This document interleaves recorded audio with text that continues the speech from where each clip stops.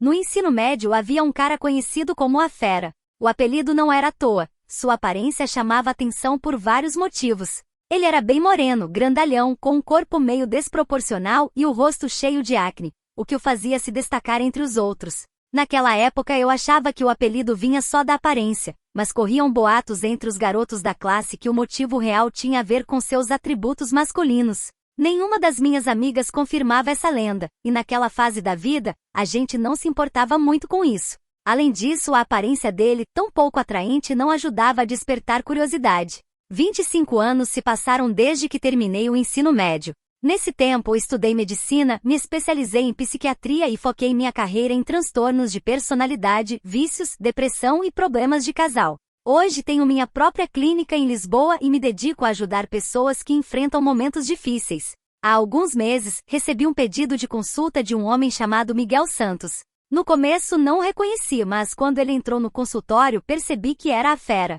Foi um reencontro inesperado. Conversamos um pouco sobre os velhos tempos, e ele quis saber da minha vida. Contei que estou feliz no casamento com 3 filhos e um marido muito trabalhador. Infelizmente a história dele não era tão boa. Miguel me contou que sua vida foi bem complicada. Ele se casou e por um tempo, o casamento foi ótimo. Mas a morte do pai e a falência dos negócios da família o jogaram numa crise financeira. Procurou emprego, mas não encontrou nada e a esposa, uma executiva de sucesso num banco, começou a menosprezá-lo. Eles nunca tiveram filhos, já que ela priorizava a superação pessoal. Tudo isso levou a um divórcio inevitável. Miguel caiu numa depressão profunda. Sem emprego fixo e sem recursos, se afundou no álcool e sobreviveu fazendo alguns trabalhos no mercado imobiliário. Um amigo dele sugeriu que buscasse ajuda profissional, e foi assim que ele chegou até mim. O caso dele não era grave, mas precisava de apoio. Dei palavras de incentivo, garantindo que, com esforço e determinação, ele poderia dar a volta por cima.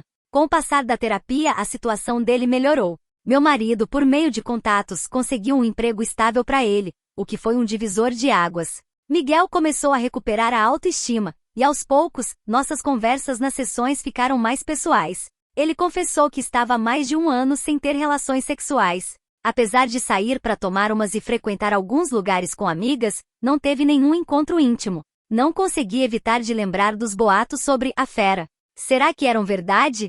Embora ele ainda tivesse uma aparência rústica, moreno, alto, com cabelo cacheado e um físico robusto, já não me parecia tão desleixado como na adolescência. Na verdade, ele se conservava bem, apesar das marcas do tempo. A ideia de confirmar aqueles rumores começou a rondar minha cabeça, algo que em 13 anos de casamento, nunca tinha me passado pela mente. No último fim de semana meu marido viajou para uma convenção, e fiquei com tempo livre. Miguel tinha uma consulta na sexta-feira ao meio-dia, e depois da sessão, decidimos almoçar juntos. Durante a conversa perguntei mais sobre a vida pessoal dele. Notando o tom da minha pergunta, ele sorriu e disse: "Não tenho nada há um tempo, mas tô que não aguento mais." Sorri, mas na minha cabeça, várias ideias começaram a surgir. Depois do almoço, ele se ofereceu para me levar de volta ao consultório, mas, no impulso, sugeri conhecer o apartamento dele, que ficava ali perto, no bairro do Bairro Alto. Chegando lá, nos sentamos na sala e continuamos conversando enquanto tomávamos um vinho e umas doses de conhaque. Com o clima leve e descontraído, me senti à vontade para perguntar diretamente se os boatos da escola eram verdade. Ele deu um sorriso e confirmou que sim. "Quer comprovar?" perguntou, com um olhar cúmplice. Minha curiosidade venceu, e apesar de ficar surpresa com a ousadia dele, assenti. Miguel se levantou, foi até o quarto e voltou com uma câmera descartável. Quando vi a câmera, fiquei espantada e disse que não queria fotos, mas ele riu e disse que era para mim, que eu podia tirar as que quisesse. A situação foi ficando mais intensa. Nos aproximamos e, embora eu sentisse um pouco de nervosismo no começo, a curiosidade e a tentação de fazer algo totalmente diferente tomaram conta. O que aconteceu depois foi algo que eu nunca tinha vivido. Apesar das dúvidas iniciais, me entreguei à atração pela lenda viva que era a Fera. Depois daquele dia, voltei para minha rotina, mas sabia que algo tinha mudado em mim. O que vivi com Miguel foi algo que nunca imaginei, e embora tenha me deixado com um misto de emoções, não posso negar que por um momento, fui capturada pelo mistério que o cercava.